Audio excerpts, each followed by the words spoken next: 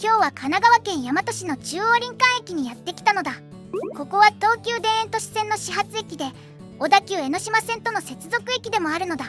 渋谷まで直通38分、新宿まで直通41分と都心アクセスが抜群なのだ。渋谷と新宿の両方に1本で行けるのは便利ですね。駅前には駅直結の商業施設や図書館があって、落ち着いた住宅街が広がっています。都心へのアクセスの良さから東京のベッドタウンとして発展してきた街なんですよ。今日はそんな中央林間駅周辺を散策してみるのだ。それでは小田急の改札前から散策スタートです。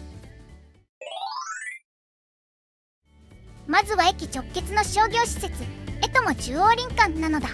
2015年開業で、東急田園都市線と小田急江ノ島線の改札をつなぐ通路に広がってるのだ。駅直結というか、もう駅と一体化してますね。約25店舗が入っていて、飲食店や雑貨店など日常的に使えるお店が揃っています。東急と小田急の改札をつなぐ通路にお店がずらっと並んでるのだ。崎陽軒、千代田寿司、ビアードパパ、フィドフランスなど、乗り換えのついでにお弁当やパンを買って帰れるのは便利なのだ。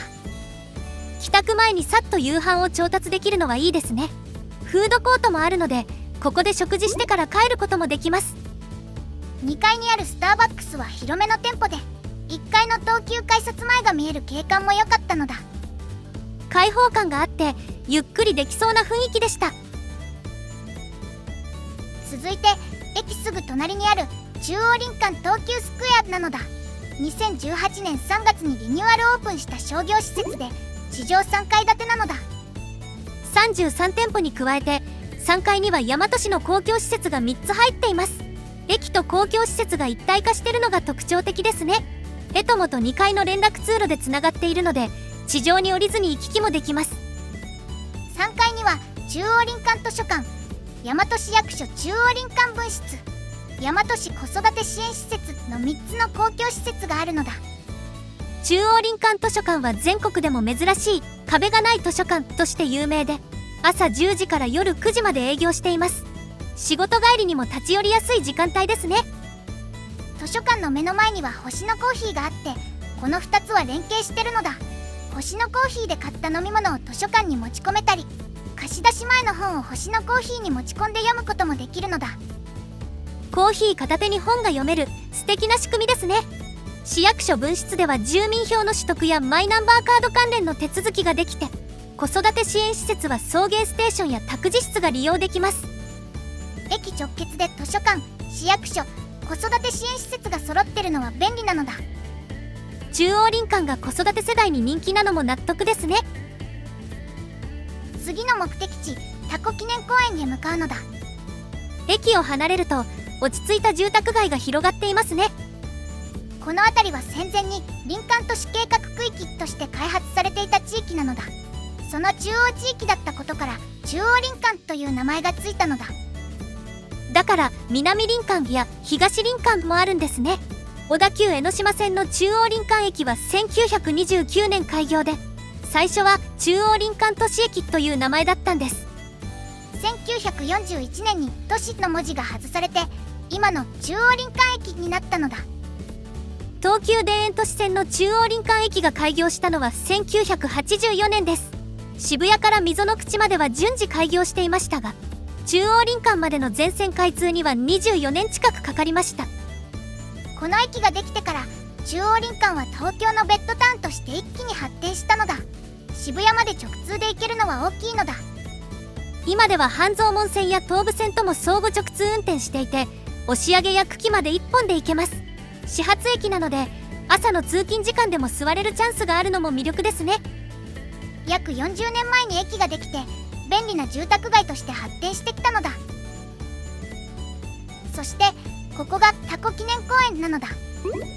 駅からは徒歩 7,8 分ぐらいの場所にあります。入り口すぐのところに銅像があるのだ。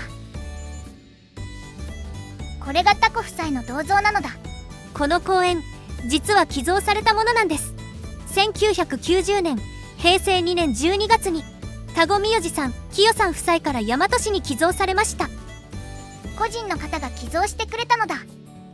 きよさんは寄贈の翌年に亡くなられたんですが、生前から庭園内に茶室と書院をと願っていたそうです。それで夫の三次さんが夫人の意思を継いで茶室と書院の建築費を市に寄付して建設に至りました。素敵なエピソードなのだ。緑豊かな庭園を開放し後世に伝え続けてほしいという願いが込められた公園なんです。園内は大きな木が茂っていて土と芝生が広がる開放的な公園なのだ。古くて大きな灯籠や銅像もあるのだ。緑が豊かで静かですね。公園を一度出て外の道路から回り込むと別の入り口があるのだ。そこに書院と茶室の磁力庵があるのだ。こちらは砂利が敷き詰められた道や塀があって日本庭園らしい雰囲気になっていますね。今日もお茶会が開かれているみたいだったのだ。趣のある立派な茶室でしたね。近くに住んでいたらふらっと立ち寄りたくなるような場所だと思います。次に向かうのは宇都宮記念公園なのだ。タコ記念公園から出てまっすぐ10分ほど歩いたところにあります。宇都宮記念公園は3つのエリアに分かれているのだ。ヒノキの散歩道、仲良し広場、緑の森の3つのゾーンで構成されています。この公園も寄贈されたものなのだ。そうなんです。元衆議院議員で日中友好協会会長などを務めた宇都宮徳馬氏から寄贈された公園です。また個人の方が寄贈してくれたのだ。宇都宮徳馬氏は2000年7月に93歳で亡くなられたんですが生前から緑を残したいという意向を示していたそうです。長男の京三さんが徳馬氏の意思を受け継いで寄付を申し出たんです。徳馬氏は平和軍縮に尽力した方で2002年には大和市初の名誉市民の称号が贈られたのだ。今日は水曜日なので緑の森に入ることができます。緑の森は水曜土日祝日と9月24日の宇都宮徳馬氏の誕生日のみ開園しています。限定開園なのだ。ウッドデッキのような道が歩いてて気持ちいいね。完全に森林浴を楽しむ場所って感じなのだ。子供が走り回って遊ぶというより静かに散策するための森林公園ですね。まだ残暑が残る季節ですが木々が茂っているおかげでとても涼しいです。敷地も結構広いのだ。ベンチは少なめだけど自然を感じながらゆっくり歩けるのだ。犬の散歩にも向いてそうな場所なのにペット禁止なのが残念なのだ。ヒノキの散歩道と仲良し広場は常時開園していてこちらはペット OK です。仲良し広場には幼児用の遊具もあります。宇都宮記念公園から駅方面に戻りつつ歩いて5分ほど次の目的地ポラリスがあるのだ。正式名称は大和市市民交流拠点ポラリスです。2018年8月にオープンした複合施設で文化、スポーツ、子育て支援の拠点として作られました。ポラリスってラテン語で北極星という意味なのだ。大和市は南北に長くてこの中央林間エリアは北の町と呼ばれていて北部の交流拠点という意味でこの名前がついたのだ。地上3階建てで延べ床面積は約4000平方メートルもある大きな施設です。1階は広々とした市民交流スペースがあるのだ。大きなガラス窓から明るい光が差し込んでとても気持ちいい場所でした。テーブル席がたくさんあって誰でも無料で利用できます。今日は制服姿の学生がたくさん勉強してたのだ。半分以上が学生で席が埋まってたのだ。学生たちの勉強スペースになってるみたいですね。他にもお年寄りやサラリーマンの方が作業してる姿も見えました。1階には他にも多目的室や会議室もあります。ダンスや演劇の練習もできるそうですよ。2階はアリーナになってるのだ。バスケットボールのフルサイズコートがあって卓球やバドミントンもできるのだ。体育館として使える本格的な施設ですね。他にも親子交流サロンやプレールームもあって子育て支援の機能も充実してるのだ。そしてポラリスの南側には星の子広場が隣接しています。こちらは2018年4月ポラリスより少し早くオープンした屋外の遊び場です。ポラリスの2階からつながる大型遊具がシンボルなのだ。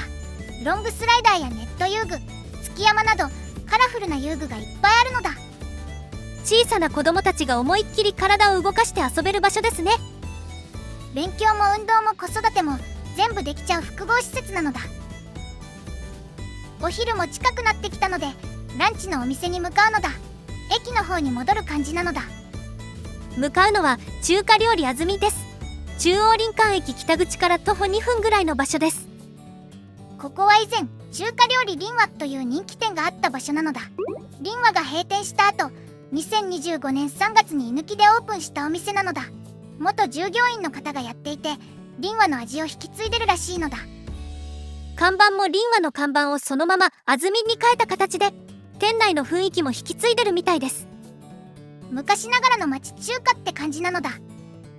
口コミを見るとレバニラ炒めが人気みたいなので、それを注文しました。ライスとスープも一緒に頼みました。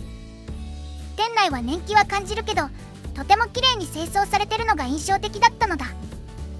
清掃はかなり力を入れてそうでした。テーブルも含めて町中華にありがちな油っぽさが全くなかったです。まずは卵スープから。美味しい。少し予想と違ったのだ。優しい味付けかと思ったら、中華風のしっかりした味付けで美味しいのだ。そしてメインのレバニラ炒めです。レバーがたっぷり入っています。これレバーがめちゃうまなのだ。大きいし分厚い。それにプリプリして食べ応えも抜群なのだ。もやし、ニラ、人参と野菜もたっぷりでボリューム満点ですね。ご飯が進む味付けなのだ。このレバニラ炒めめっちゃおすすめなのだ。チェーン店もいいけど、こういう地元で長く愛される町中華はやっぱり魅力的だね。中央林間に来たら一度は寄りたいお店です。ランチの後は次の目的地鶴間自然の森に向かうのだ。正式名称は中央林間自然の森ですが、もともと鶴間自然の森と呼ばれていて、今でもどちらの名称でも通じます。到着したのだ。今日は3つ目の公園なのだ。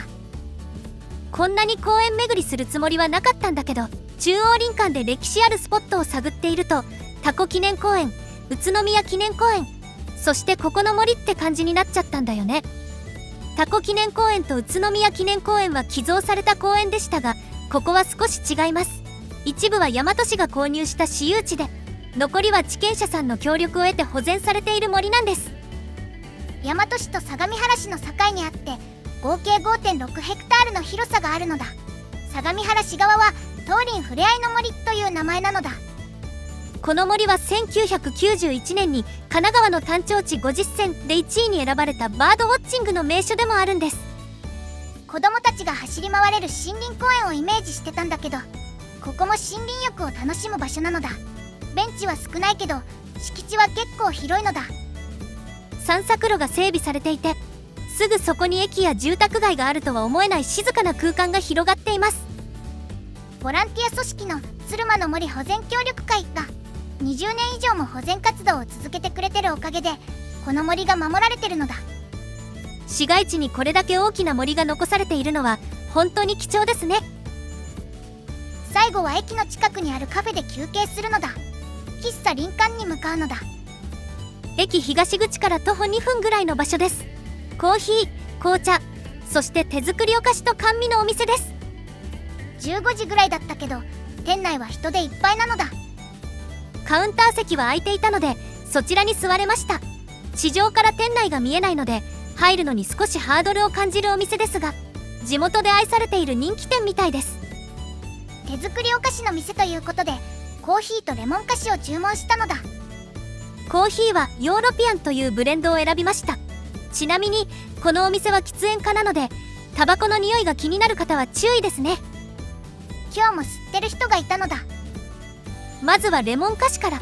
レモンの風味がしっかり効いていて、スポンジはぎっしり詰まった固めの食感。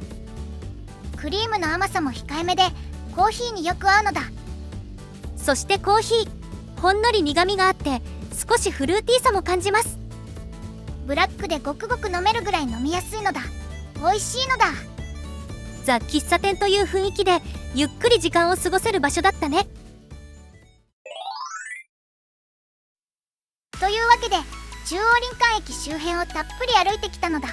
駅直結で図書館もスーパーも市役所機能も全部揃ってて、生活の便利さはかなり高いと思ったのだ。渋谷も新宿も1本で行けて、しかも始発駅だから座れるチャンスがあるのは通勤する人には嬉しいよね。ただ田園都市線は混雑することでも有名だから、通勤ラッシュはちょっと覚悟が必要かも。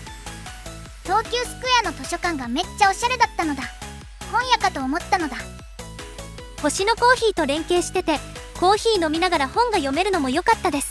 大和市は子育て支援にも力を入れてるみたいで、子育て世代に人気なのも納得でした。駅前のおしゃれな雰囲気から街全体もそんな感じかと思ってたけど、駅を離れたら完全に住宅街だったのだ。がっつりとしたベッドタウンだったね。静かで落ち着いた環境を求める人には向いてそうです。気になるのは公園は3つ巡ったけど、どれも森林浴を楽しむ大人向けだったのだ。子供の遊び場なら星の小広場が中心になりそうなのだ。あと、駅前は便利だけど娯楽施設は少なめな印象です。遊びに行くというより落ち着いて暮らすための街だと思いました。というわけで動画はここまで。最後までご視聴いただきありがとうございました。よろしければチャンネル登録と高評価よろしくお願いしますね。動画作りの励みになるのだ。